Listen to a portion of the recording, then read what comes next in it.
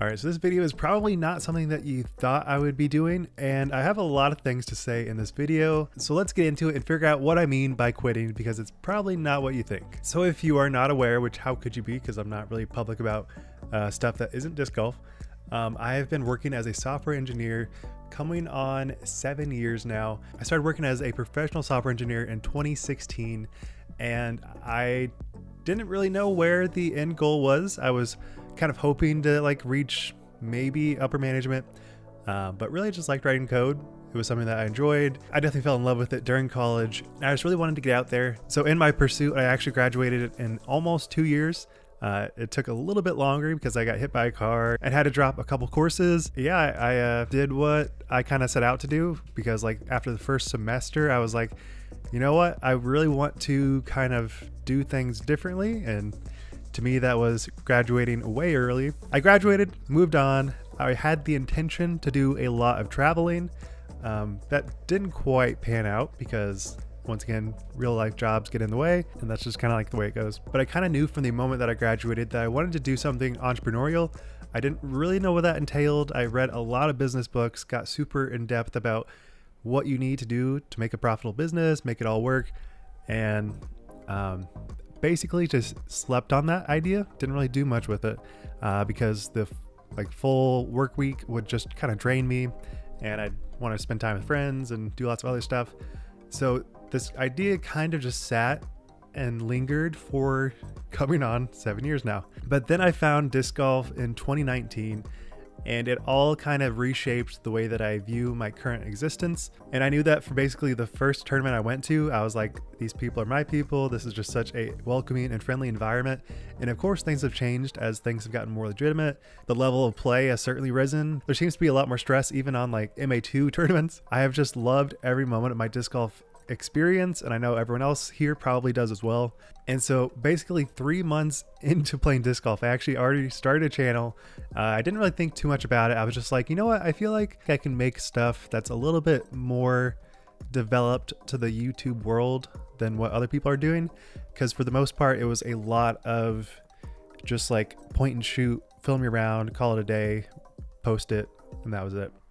And I felt like I am definitely not Mr. Beast by any means, but I felt like I could pursue more extreme stuff like that.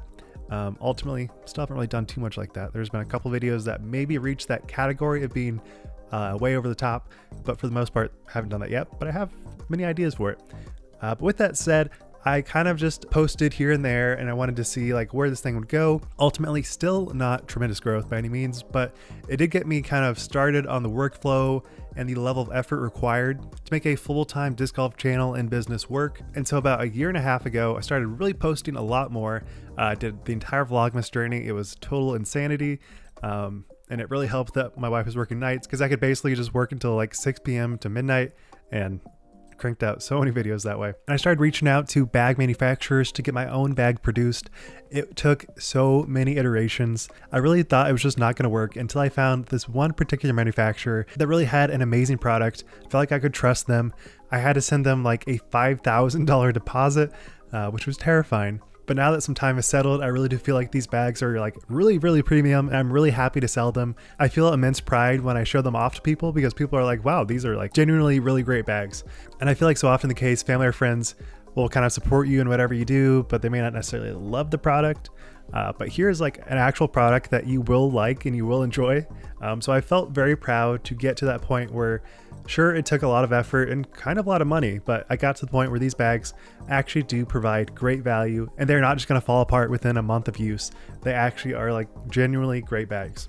But I definitely saw some interaction that I was not expecting to see. I had Gannon Buhr posting on my video about how much he appreciated it, and I've just had a lot of cool interactions with the disc golf community that I just did not expect to happen. Like getting an interview with James Proctor is still one of my most crowning achievements, and I also have a lot of crazy stuff planned for this year, so be sure to be on the lookout for that.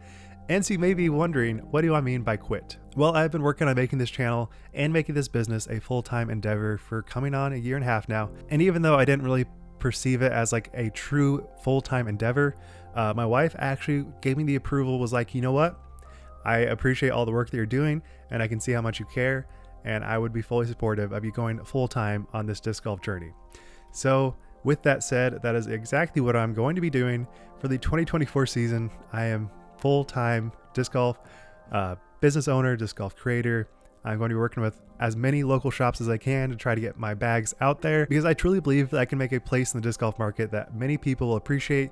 It's cost effective, it's high quality, and it really does feel like I'm doing something that no other brand can do. And I'm just feeling really motivated with that idea because I definitely see other brands selling bags for way more money. And I think my brand sits in that really nice spot where it's not too much money, but once you buy it, you're like, wow, this is like actually high quality and I really do like this. So I'm hoping to really expand my brand, hoping to really expand the channel. I see similar channels really performing well. And so I think the key for me is just continuous work and continuous growth. And I really can't state it enough, but I'm really trying to give it my all, trying to work as much as I possibly can to make everything work. I want to make a successful business. I want to make a successful channel. I want to make great content for all of you guys. And I think I have what it takes. I know that I've been in the grind for so many videos that you probably haven't even seen, but I have been really working my butt off. And while I haven't found that like million view video yet, I think I definitely have it in me because I consume media like no one else. Every day when I'm editing, I'm consuming like the world of disc golf. So I have a lot of knowledge built up. I've had the chance to speak with a lot of great people like Foundation, The Upshot, obviously James Proctor. And while this is probably nothing compared to a lot of other people, I am certainly getting my name out there and I'm really trying to give it my all. And I definitely knew from the moment that me and my wife drove 25 plus hours to Worlds that I was certainly willing to do the grind. I think so many people would just kind of be like, oh, whatever, like I can just watch Worlds on DGN and not really think about it. But I saw this as like a great opportunity to get my name out there and really try to see what the market looks like, because if you're at Worlds, you can definitely tell it's like a real deal event. It is certainly not small beans by any means. This is not like a B tier, and by going there, I felt like I was really making a name for myself. And I think by making that kind of level of commitment, it shows, at least to me, that I am capable of making this whole thing work.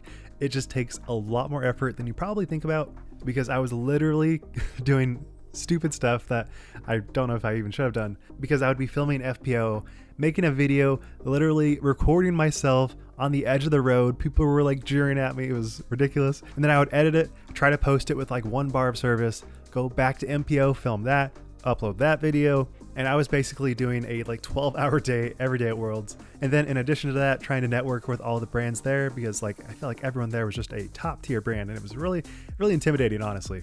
But once I got back, I kind of felt like this is where I belong. This is what I want to do. And I am very excited about the 2024 year because this should be the year that I hopefully get a lot more business traction, a lot more channel traction. I will hopefully be able to really dive into the channel.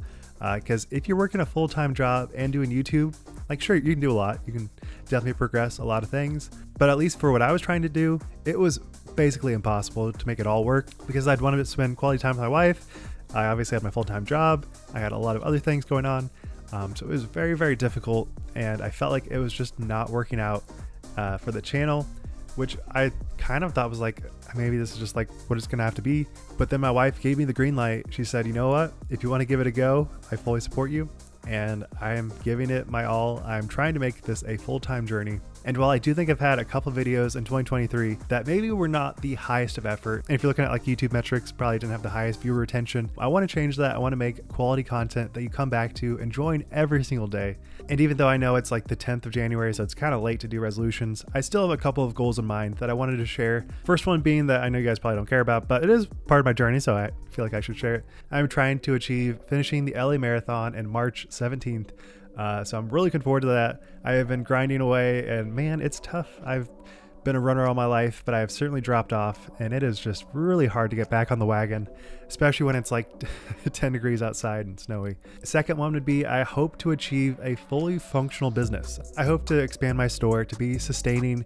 I want to sell bags, I want to sell minis, I want to sell towels, and of course, lots and lots of discs.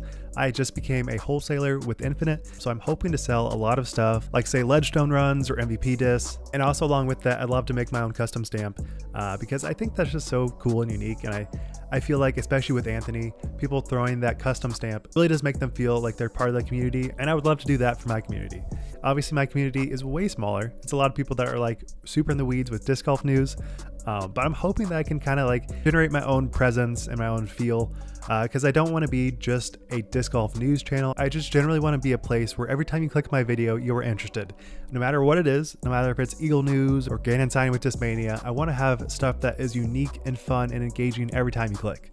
Obviously, that's going to be a lot of news and a lot of tournament recaps, but I want to expand it to be a lot more than that. Because especially looking at channels like Jay Millie, the appeal of doing stuff that's more than just filming around really does feel like the new era of disc golf YouTube, and I'm hoping to be kind of on the forefront of that. And to go along with that idea, I kind of have been loving travel stuff ever since I was young. And especially with how many courses there are out there, I think kind of incorporating a travel channel for disc golf would really do well. And I think there's a lot of value in that and people really want that. I'm hoping to kind of initiate series like that where I can expand the entire Dallas-Fort Worth area or the entire Kansas City area and kind of break it down for if you want to travel to this certain city and figure out what are the best places to play disc golf, where can I go, how can I make it feasible in a weekend. There's lots of stuff with that I think would provide a lot of value to the world, and I'm kind of hoping that I can bring that to the world and provide something that no one else has really done before. I know people have talked about like travel itineraries for disc golf, but really going in depth, figuring out the top places that you can drive to if you're in a certain city in a weekend and kind of become the travel channel for disc golf. And especially looking at my itinerary for this year, I have a lot of travels coming. I'm hoping to record a lot of on-site coverage for tournaments. Ultimately, I would love to get a media pass for these tour events.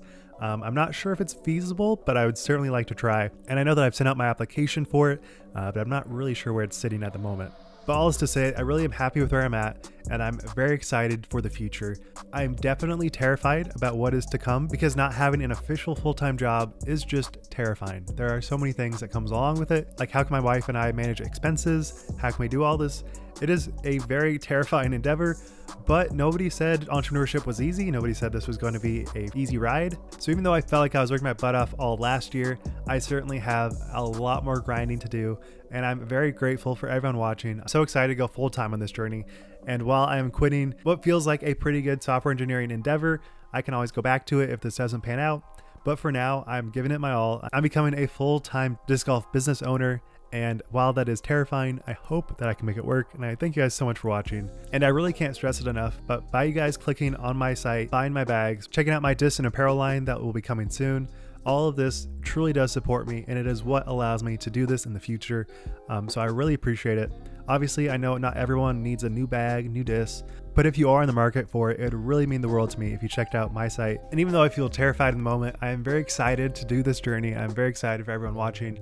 And I hope that kind of this more real, authentic hodgepodge of information was beneficial for you. I hope you enjoyed it, because for me, it's just a little terrifying to be so vulnerable in this position. Because a lot of businesses fail, and I don't want to become a business that fails. So really not allowing myself to have a backup plan. Like obviously I can go back to being a software engineer, but I don't want to do that at the moment. I want to pursue this full time. It's a terrifying endeavor, and I really feel a lot of nerves, but I'm excited. I want to do this. I want to pursue it. Even if it's not easy, I think I can, and I think I should. So thank you guys so much for watching. Be sure to subscribe. Wild Runs, signing out. Peace.